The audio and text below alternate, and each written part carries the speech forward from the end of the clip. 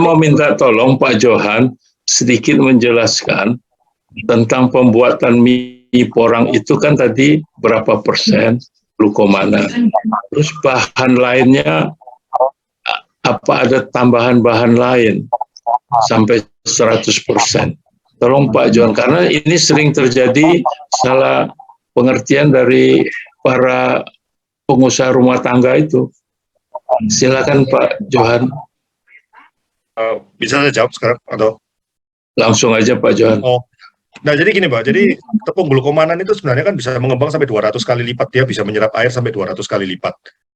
Jadi kalau contohnya Ambiko hanya dengan menggunakan air, misalnya airnya 100 mili ya Pak ya, itu tepung glukomanannya hanya perlu 2 gram kalau Ambiko, tepungnya yang sudah kemurniannya 85%. Jadi dengan begitu setelah diaduk dan direaksikan sekitar 15 menit sampai 20 menit, dia akan mengembang menjadi suatu adonan yang bentuknya kayak gel. Nah, bentuk yang kayak gel ini nanti setelah ditambahin dengan kapur, pH-nya diubah menjadi pH 11, diaduk, terus dibiarkan sekitar 30 sampai 20 menit, dia akan mengeras menjadi kayak tahu. Terima kasih Pak Johan. Biasanya seperti itu Pak. Ya, luar biasa Pak. Itu anu kok Pak, saya lihat ada beberapa orang di YouTube sudah mulai mencoba, nggak salah sebenarnya. Cuman kembali lagi yang tadi dibicarakan keamanan pangannya lagi, hati-hati menggunakan tepung yang kurang murni. Ya itu, hati-hati menggunakan tepung yang kurang murni. Kalau tepung yang kurang murni bisa-bisa mungkin ada kadar oksalatnya masih banyak. Itu yang akan mungkin tidak langsung ya Pak, tidak langsung menyebabkan ginjal batu atau apa, tapi kalau dimakan berterus-terus dan jumlah porsi banyak, lama-lama akan menjadi pengaruh kesehatan. Cuman contohnya ada sejarah tertulis di Jepang itu zaman dulu Pak, zaman dulu itu sebelum ada chemical atau apa, itu ubi itu cuma diparut, dibuat sebagai bubur, terus dipanaskan kayak digodok sampai umum sampai sekitar lama, kemudian dicampur sama abunya dari kayu bakar. Dengan begitu kadar pH-nya berubah, dia akan menjadi kayak kental dan bisa dimakan kayak jelly gitu. Cuman itu cara-cara zaman ya Pak, abad-abad ke-18, abad-abad ke-17 punya cara tradisionalnya Jepang. Cuman itu cara seperti itu tidak saya sarankan saat ini, karena setelah dipelajari banyak memang kadar asam oksalatnya masih tinggi.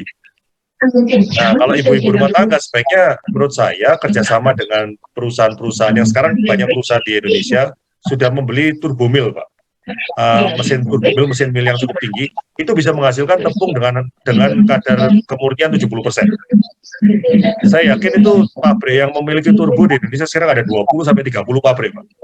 Jadi kalau saya sarankan cara membuat UMKM-nya bisa membuat produk yang aman dan masa depan juga sebaiknya mungkin kolaborasi dengan perusahaan itu untuk maklun Pak, menurut saya. Itu yang saya idekan kepada teman-teman. Jadi ubinya dan keripiknya petani itu dimaklunkan ke perusahaan itu, jadi perusahaan itu punya usaha juga untuk memaklunkan tepung milik para petani pada sekitar, dan tepungnya itu nanti dikembalikan ke petani, dan petani bisa membuat produk-produk yang aman. Soalnya itu contoh itu pernah saya pelajari di Jepang Pak. Jadi petani-petani di Jepang itu memaklunkan tepungnya mereka ke perusahaan-perusahaan di Jepang. Setelah dimaklunkan, tepungnya itu kemudian bukan dibeli kembali ya, mereka hanya membeli biaya produksinya itu aja. Per kilo mungkin sekitar 20.000, 30.000 atau gimana, itu membiayakan produksinya itu. Jadi perusahaan itu juga ada kerjaan, perusahaan-perusahaan yang sudah menginvest turbomil sudah ada kerjaan. Kemudian tepungnya itu bisa kembali ke petani dan bisa membuat berbagai macam produk yang aman. Itu ide yang pernah saya sarankan kepada teman-teman pengusaha dan beberapa petani yang kepingin kerjasama. Cuman saya tahu kapasitas Ambiko tidak bisa membantu seluruh Indonesia. Tapi ide yang saya dapatkan dari China dan dari Jepang banyak seperti itu saya lihat. Jadi petani itu punya kuasa untuk memaklunkan bahan bakunya, dibuat di pabrik yang bisa membuat 70%, sehingga tepungnya itu nanti bisa dipakai untuk membuat berbagai macam produk. Ya. Terima kasih Pak Iwan. Ya. Bu moderator, ini saran Pak Indra, Pak Johan ini sepertinya nyambung dengan gagasan pemerintah dari Pak Indra membuat suatu sentra misalnya di satu kabupaten itu ada satu sentra atau di satu kecamatan.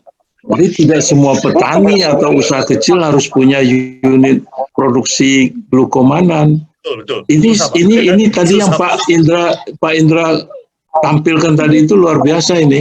Tinggal kita wujudkan saja ya Pak Indra bersama dengan organisasi P3N kami nanti. Betul nih Pak Johan. Pak Johan jalan di Jepang, saya juga ngintip di Jepang seperti